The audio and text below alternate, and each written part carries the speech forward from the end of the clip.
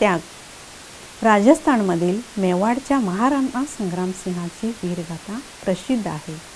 त्यांच्या निधनानंतर त्यांचा छोटा मुलगा उदयसिंह यास राजसिंहासनावर बसवण्यात आले. त्यावेळी उदयसिंगचे वय फक्त 6 वर्षे होते. त्याची आई राणी करुणावतीचा देखील मृत्यू झाला होता. पन्ना नावाची एक दासी त्याचे पालनपोषण करत होती. एक दासीपुत्र वनवीर उदयसिंहच्या रक्षणाबरोबरच राज्यकारभार पाहण्यात देखील सहयोग करत होते.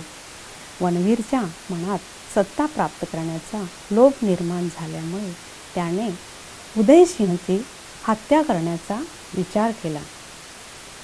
त्याची तलवारीने उदयसिंहची हत्या करण्याची योजना समजताच एका सेवकाने ताबडतोब ही गोष्ट पन्नालाईला सांगितली. आपण एकट्याने वनवीरला कसे थोपवावे हे पन्नालाईच्या लक्षात आले नाही. जास्त विचार करण्याचा वेळ नव्हता. अचानक तिच्या मनात एक उपाय सुचला. त्यावेळी उदयसिंह झोपला होता. दासीने त्याला जागे केले आणि एका टोपलीत झोपून ती पानाने झाकली आणि एका सेवकातर्फे ती बाहेर पाठवून दिली आणि उदयसिंहच्या जागेवर आपला 6 वर्षाचा मुलगा चंदनला झोपवून त्याच्या अंगावर रेशमी चादर घातली. हातात तलवार घेऊन वनवीर तेथे आल्यानंतर उदयसिंह कोठे आहे हे विचारल्यावर पन्नालाईने आपल्या झोपलेल्या मुलाकडे इशारा केला. क्रोधाग्नीने भडकलेल्या वनवीरने आपल्या तलवारीने त्या निर्दोष छोट्या बालकाचा शिरच्छेद केला. पन्नालाईने आपल्या मुलाचा मृतदेह नदीत टाकून दिला आणि उदयसिंहला घेऊन ती मेवाड सोडून निघून गेली.